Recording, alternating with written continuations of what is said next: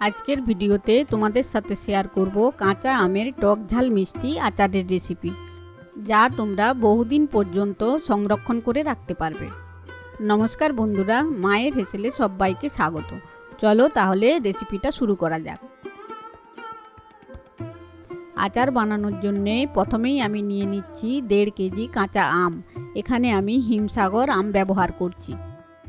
এগুলোকে ধুয়ে পরিষ্কার করে রেখেছিলাম। এবার প্রতিটা আমের মুখ একটু কেটে নিয়ে জলের মধ্যে ভিজিয়ে রাখবো 20 মিনিট মতো, তাহলে এর কষটা বেরিয়ে যাবে।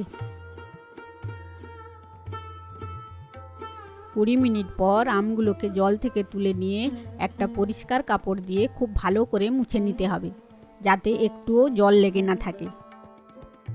চলো বাকি আমগুলোকেও মুছে ফেলি। এবার আমগুলোকে খোসা ছাড়িয়ে কেটে নেওয়ার পালা। কাঁচা আম কাটার সময় আমি প্রথমে খোসা না ছাড়িয়ে মাঝখান থেকে একটা চেলা করে নিই, তারপর খোসা ছাড়াই। এতে করে আম কাটতে খুব সুবিধে হয়। না হলে আগে যদি খোসা ছাড়িয়ে নিই তাহলে পরে অসুবিধে হয়, হাত স্লিপ করে কেটে যাওয়ার ভয় থাকে। তোমরা বাড়িতে একবার ট্রাই করে দেখতে পারো। তোমরা যদি আচার বেশি দিন ভালো রাখতে চাও তাহলে সব সময় এরকম হালকা আঁটিযুক্ত আম ব্যবহার করবে। খুব কচি নরম আম ব্যবহার করলে আচারের স্বাদ খুব একটা ভালো হয় না, আর খুব তাড়াতাড়ি নষ্টও হয়ে যায়। আমের মধ্যে থাকা কুশিগুলোকে বাদ দিয়ে দিতে হবে। এবার লম্বা লম্বা করে কেটে নেব। আমি একটু বড় বড় সাইজের রাখছি, তোমরা চাইলেই ছোট করে কেটে নিতে পারো। বাকি আমগুলোকেও একইভাবে কেটে নিচ্ছি। আচারের ফ্লেভার আনার জন্য আমাদের লাগবে একটা স্পেশাল মশলা। তার জন্যে প্যান গরম করে দিয়ে দিচ্ছি 6টা শুকনো লঙ্কা। একটু নেড়ে চেড়ে দিয়ে দেব 1 চামচ মেথি, 2 চামচ মৌরি, 2 চামচ কালো জিরে আর 2টো বড় সাইজের তেজপাতা। এগুলোকে একটু হালকা হাতে নেড়ে চেড়ে রোস্ট করে নেব। যখন মশলা থেকে সুন্দর একটা গন্ধ বেরিয়ে আসবে তখন গ্যাসের ফ্লেমটা অফ করে দিতে হবে। তারপর একটা প্লেটের মধ্যে ঢেলে ঠান্ডা হতে দেব।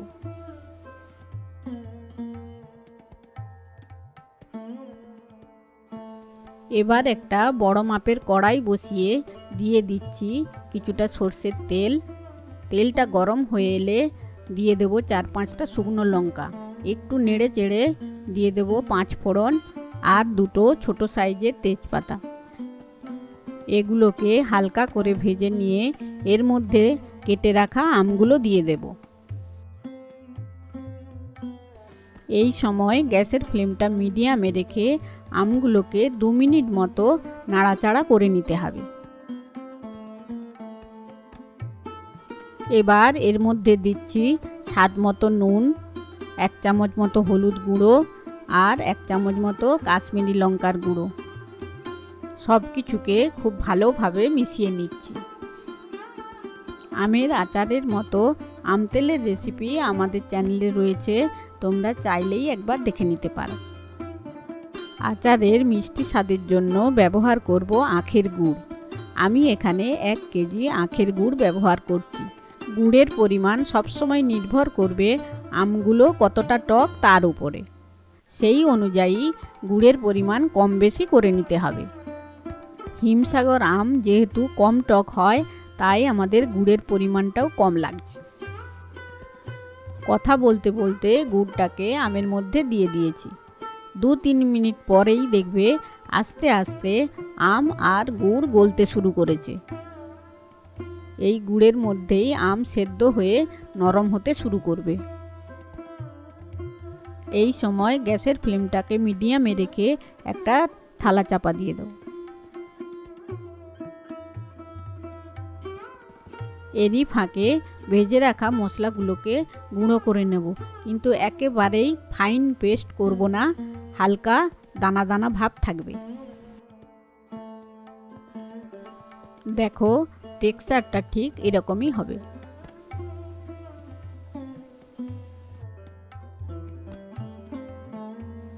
মাঝে মাঝে ঢাকনা খুলে একটু নেড়ে দিতে হবে। দেখো কাঁচা আম থেকে কীরকম জল ছাড়তে শুরু করেছে। এই জলেই আস্তে আস্তে আমটা সেদ্ধ করে নেব, আলাদা করে কোনো জল আর দরকার লাগবে না।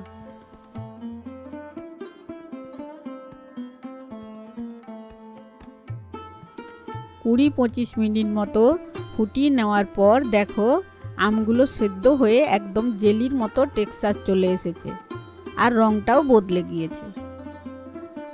আমাদের আচার প্রায় হয়ে এসেছে। এই সময় গ্যাসের ফ্লেমটা বন্ধ করে দিতে হবে। আমের আচার সব সময় একটু ঝোল ঝোল নামাতে হয়, পরে আচার ঠান্ডা হয়ে গেলে অনেকটা ঝোল টেনে নেবে। তাছাড়া যত দিন যাবে আচারটাই একটু একটু করে শুকনো হতে থাকবে, তাই আগে থেকেই একটু ঝোল ঝোল রাখতে হয়। সব শেষে দিয়ে দেবো এর মধ্যে ভেজে রাখা গুঁড়ো মশলাটা। এবার মশলাটাকে আমের মধ্যে ভালোভাবে মিশিয়ে নিতে হবে। আচারটা ঠান্ডা হওয়ার আগেই তোমরা চেক করতে ভুলো না যে এর মধ্যে নুন, টক, ঝাল, মিষ্টি ঠিকঠাক আছে কিনা। সারা রাত্রি এইভাবে রেখে দেওয়ার পর দেখো আচারটা কেমন বসে গিয়েছে। আমাদের টক, ঝাল, মিষ্টি আমের আচার একদম রেডি। দীর্ঘদিন আচার ভালো রাখার জন্য পরিষ্কার পরিচ্ছন্নতা বজায় রাখা মাস্ট। আচার সব সময় কাঁচের জারে স্টোর করতে হয়। যখন আচার বের করবে তখন পরিষ্কার শুকনো চামচ ব্যবহার করবে, তাহলে নষ্ট হওয়ার ভয় থাকে না আর ফ্রিজে রাখারও দরকার হবে না। আমের আচারের রেসিপি যদি তোমাদের ভালো লেগে থাকে তাহলে একটা লাইক করো আর কমেন্ট করে জানিও কেমন লাগলো। চ্যানেলে নতুন হয়ে থাকলে তাহলে অবশ্যই সাবস্ক্রাইব করে রেখো। ভালো থেকো, সুস্থ থেকো। আজকে তাহলে আসি, ফিরে আসছি নতুন কোনো রেসিপি নিয়ে।